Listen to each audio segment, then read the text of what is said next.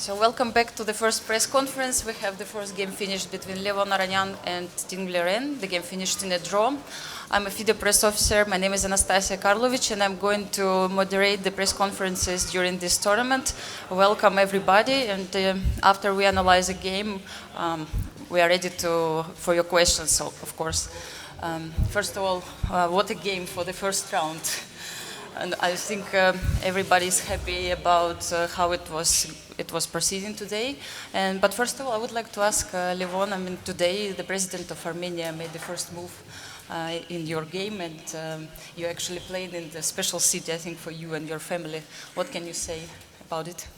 Well, of course, I'm very pleased that the president of my country is involved in chess and he loves chess. So that, of course, is a great support for me.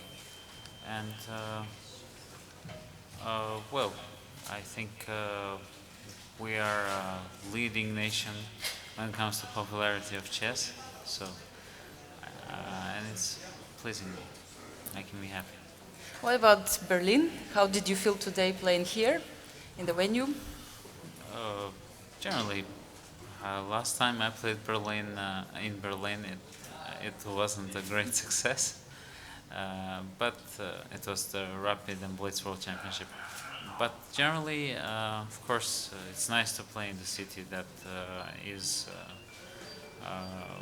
very close to my heart. I've lived here for a very long time, and I have a family here, so I have the support. Okay, my question also to Jing. How did you feel today to play in this venue? How is everything going so far? Yeah, the venue is very special, and I haven't played in such place before. And the outside is very dark, but the board is very bright, so it's made very unusual feeling. And coming back to the game, I think it was actually quite an aggressive opening for the first round. What can you say about it? I mean, the moves like h4 on the 8th move and king f1, was it some inspiration or some home preparation? What can you say? It's some sort of a preparation. Uh, it's not, I mean, entirely new idea. There is a game played with this old game, but it's an interesting position, and nowadays you don't get to get many interesting positions, so I thought to play it. Do you agree with it? How did you feel about the opening stage? Yes, he played h4, then I just sank into shock. Yeah, I know some. I think I had maybe prepared some line h4 in this opening, but not that time. So I will auto book. Yeah. I play h4. I put this position on the screens because I think maybe I'm mistaken, you can actually correct me, but I think it's the situation when everything went really fast and force. So perhaps you can comment starting from this moment. Okay, well, of course bishop c5 was expected. Basically, black's idea is that if I capture the piece, in this case, black will get a decent position in the end game. This is very similar to some sort of a Slav.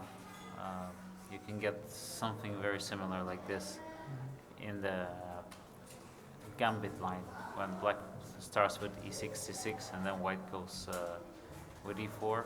It seems that white has really good pawns, but they're a bit wobbly, so black will bring the rook, and probably he's fine. So that's why I didn't go for that. What I did, I thought was logical. Honestly speaking, I underestimated bishop d4. Most of the time I spent was on this. We don't have queen g4, yeah. Yeah, Queen g4 check. yeah, that's the right move. Takes, check. No, actually he has to play rook d7, I think. So takes, king f1. d8. And somehow it's not clear what the assessment should be. I felt, I mean, white has an extra queen, but black has such active pieces. I would say I was a bit worried about this. But the knight is coming to c4. It's, but I also understand why didn't go for this, because after all, if something doesn't work out, you're a queen down. Yeah. So, So that's why bishop d4 was played, yes? yes, and yeah, somehow I felt that this shouldn't be a good move. I don't know why.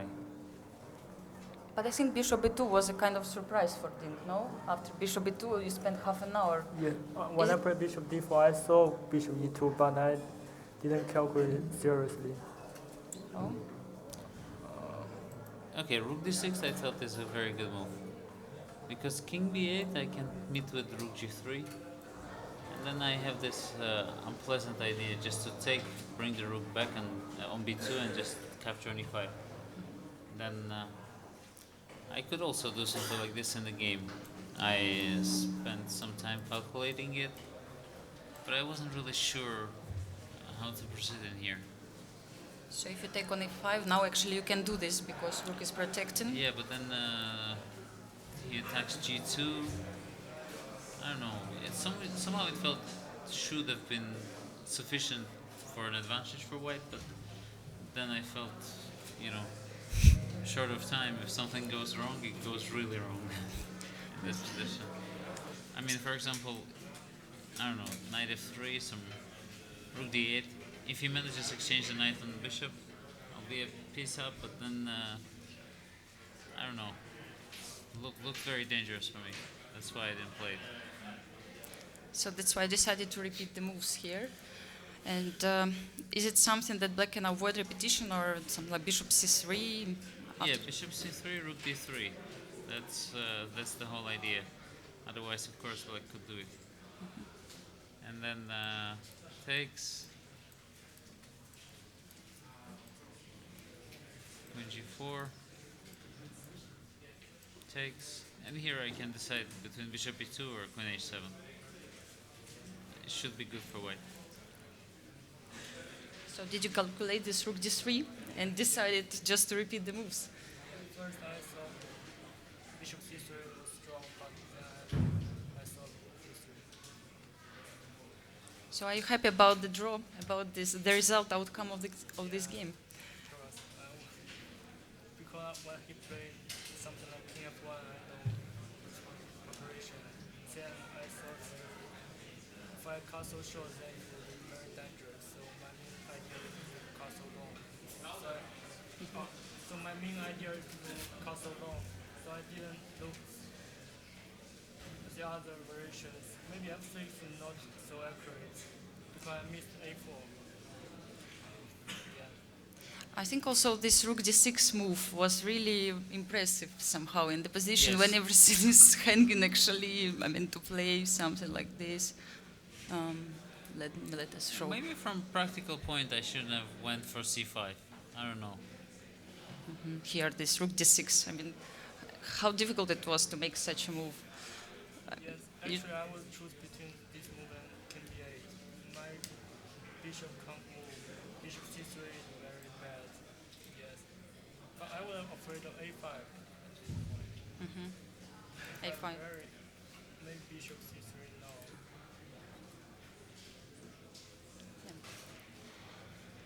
So I think it was really interesting game. I mean, especially for the first round, and probably we can ask if journalists have any questions to the players right now.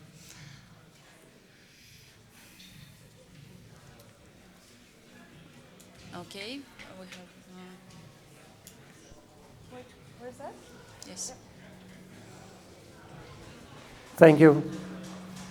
I'm Rasmus Larsen from the Danish radio. Maybe I'm test blind, Levon, but what would happen if you advanced the c-pawn in the end position? Yeah, unfortunately, c4 runs to two problems. First of all, bishop takes f2, because after this, black is fine. Second of all, bishop c5 is also possible. So that's why c4 doesn't work. Other questions, not particular about the game? Okay. Yes.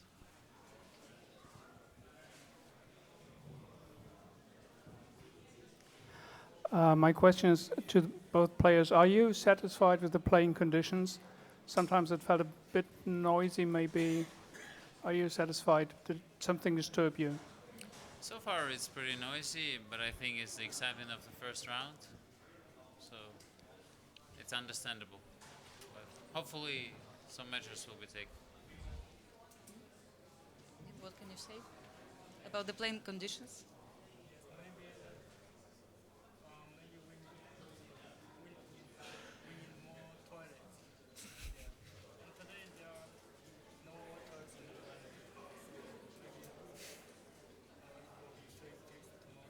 Yeah, I think these things should be improved in a few days. And any other questions?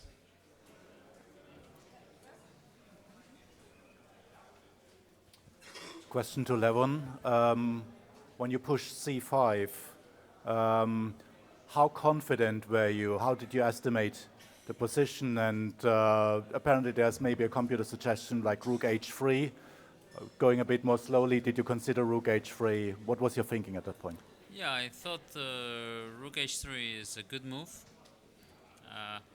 But then I wasn't really sure about this, what happens here. Takes and bishop b4.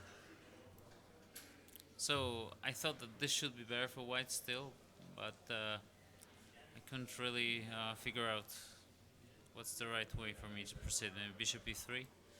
Yeah, of course you want to go slowly when you get such a position, but then I thought that black should have something in here somehow.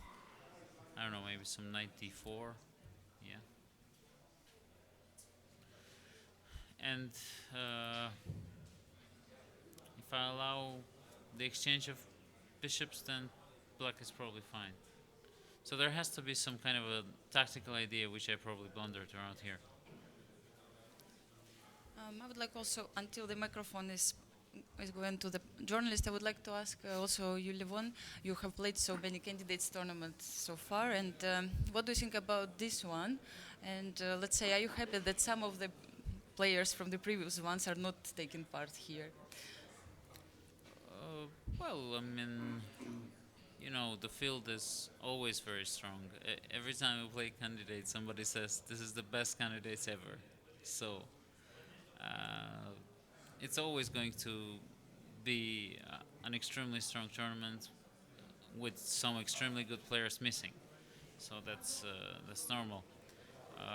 But what's special about this edition that the field is getting younger and younger. So that's interesting. Yeah, but you have quite a good results with your opponents, let's say, and does it give you any kind of confidence this time? I'm always confident, even when I have bad results against my opponents. Thank you. And just another question on the playing conditions.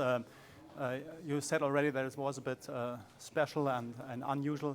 How do you think the fact that the spectators are not on one level with you, but they are looking from the second and third floor, do you feel a bit more overwatched? Is it more pressure, or how do you think about these conditions?